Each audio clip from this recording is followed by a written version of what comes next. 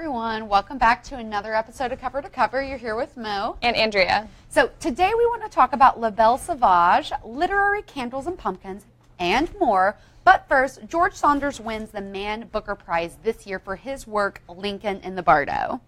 Some critics, however, are not as happy about it as others. Until 2013, the Man Booker Prize was only open for British subjects and was used to elevate works by British authors. After 2013, it was opened up to authors who publish in English that release books in the UK. Saunders is the second American in a row to win, and some critics feel that the opening of this to American authors is unfair as they already tend to have high visibility and access to readers. So I know this has kind of been a buzz globally. Mm-hmm. Tell me why this is such a big deal. So first of all, from us to you, congratulations, right? What a Amen. Huge honor.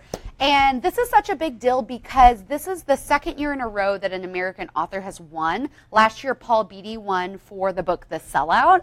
And so people were excited for him, but when it's two American authors in a row, it's just making people uncomfortable around the world because, like they said, American authors tend to have a bigger audience and wider visibility and distribution and things like that. And the award has been known to famously help the careers of British authors like Kazuo Ishiguro. He won the Man Booker Prize and it launched his author career. And of course this year he won the Nobel Prize for Literature. Yeah. So they're saying, good job for you, but also you would have been successful without this and it could have helped someone else out. Exactly. Okay, so when your audiobook is narrated by the likes of Nick Offerman and David Sedaris, I think you're good. You're doing fine. Yeah. Yeah, so people are just a little unhappy about that, but it is a really big honor for him to win, and I don't know, hopefully someone else will get a chance next year. Yeah, for sure. Yeah.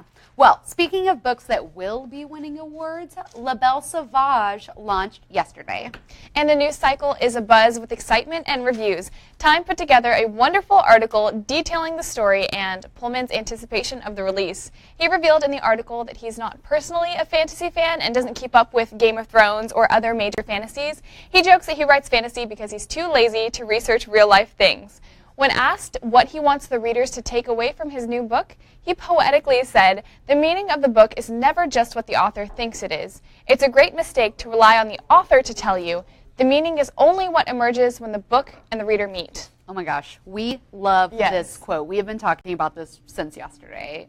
What a beautiful way to put it, right? Because a book is not going to mean the same thing to me as it means to you. Absolutely. And whatever we take out of it is what it's supposed to mean, you know? So that's really exciting, and people are really excited about Pullman's book, myself included. So I'm just happy that he's 70 years old, and he's still out there writing, and he's still cracking jokes, living right? his best life. Yeah. Yeah, so the crazy thing, though, did you guys hear about how he refused to cut his hair until he finished his work? That's a lot of hair. Yeah, so he has, he straight up did this ponytail and then, chopped it and then put it in a Ziploc bag. It's in his nightstand, and he's going to dedicate it to the Bodleian Library. Yeah, so some library somewhere is going to have a weird bag of hair from Philip Pullman.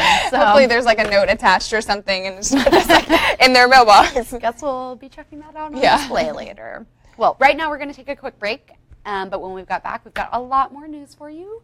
So we'll be right back.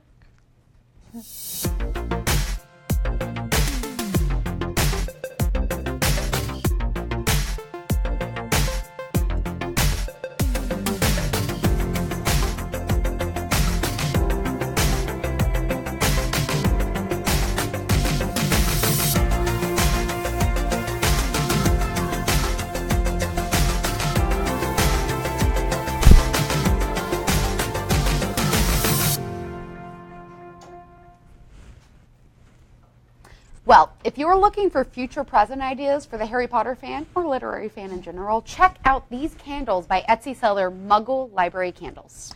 The shop is based out of Fort Worth, Texas, and creates hand-poured candles inspired by their favorite books and fandoms. Right now, the shop has gone viral over its Sorting Hat candle, which invokes feelings of excitement, fear, and nervousness, with their different scents like patchouli, sandalwood, vanilla, and lemon. If you're hoping to get your hands on one of those, you'll have to add yourself to the March 2018 pre-orders now. Isn't that crazy? That's so crazy. I love when BuzzFeed does things and it sets other people's stuff on fire, right? So they're like, it went viral and now they have all these huge back orders and stuff. So that's great for their shop. What else is great for their shop is that it's awesome, and every candle is just designed to be modeled after your literary favorites. Yeah, so I love this story, and I love bringing you this story, but I also feel bad about bringing you guys this story because now you're gonna spend kind money. of like, well, it's kind of like a tease because I feel like Harry Potter is one of those books that is kind of like for the winter and for like getting cozy, and it's kind of around Christmas. Like I know we've brought you like summer beach reads, and then you know in the fall we bring you like these spooky books for October. Well, I feel like Harry Potter is one of those ones, like kind of a winter book. It totally is. It totally goes along with this whole candle thing. But since you can't really order till March 2018, I guess we'll all have to settle with like our random candles and pretend that we're really getting gonna sorted. Yeah. Snuggle up and read. Well, if you're lighting a bunch of candles to get in the mood for the holiday season, grab some pumpkins for decorating while you're at it. And what better way to decorate a pumpkin than to celebrate your literary darlings? Karen Cavett DIY is a fun DIY website that has some fun templates out right now for making amazing Harry Potter pumpkins. Celebrate the mischievous Marauders map, represent house colors, or decorate a pumpkin in honor of the chosen one. Check her out and happy decorating. So if you go to her website, Karen Cavett DIY, you can see actual templates and tutorials of how to easily decorate these pumpkins. And yes, it was easy and simple, and she broke it down, but you were going to have to spend some money at Michael's or Hobby Lobby to get all of those materials. She's got like the little fancy glitter letters and like all this like fun tape and all that stuff. But I got sucked in when I was watching these videos. Like I know I'm never going to be able to make it like her, but I was just like, oh my gosh, like this is so fun. Yeah. And I think it's way better, or it's way easier than pumpkin carving, like way less cleanup, you know, and you can keep it for longer and it won't kind of be like rotty and weird looking for a minute. So I think it's a really fun activity to do with your family if you're invested in getting that stuff. Oh yeah, I definitely sent the link to my best friend. I was like, we're doing this, we're picking a date, let's go. It's so fun. It'd be a really cozy thing to do over the weekend too while you're just hanging out. For sure. Yeah. Well, speaking of adding a little magic in your life, we've created an author spotlight to help guide you towards some accessible magic for your life. Check it out.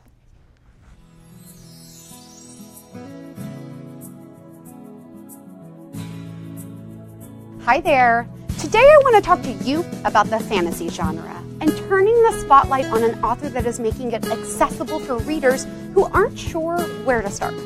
Lev Grossman is one of the most well-known modern fantasy writers, and he has also made a career writing as a journalist. He spent 15 years from 2002 to 2016 as the lead technology writer and book critic for Time magazine. He was described by the New York Times as among this country's smartest and most reliable critics.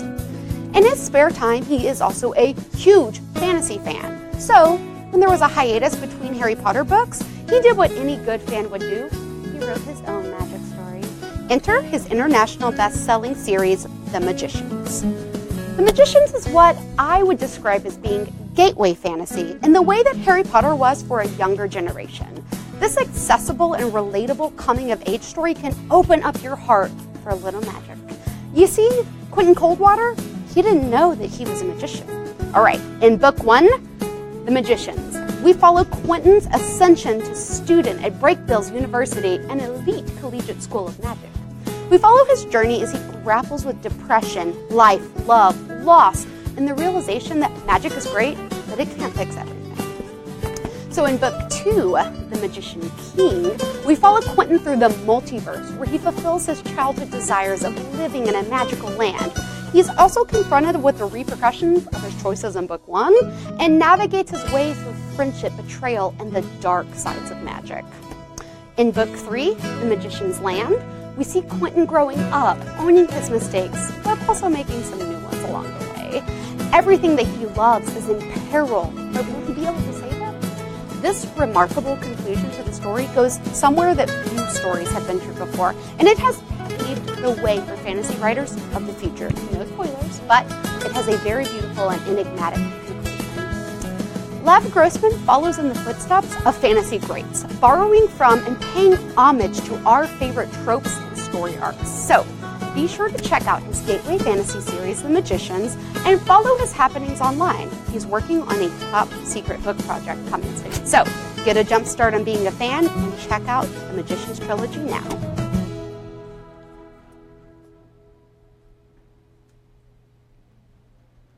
We hope you guys will check out Lev Grossman and let us know in the comments what you think about his series, The Magicians. And while you're at it, be sure to check out the TV show adaptation that is currently ongoing on the Sci-Fi Network. Well, thank you for joining us today. I'm Mo.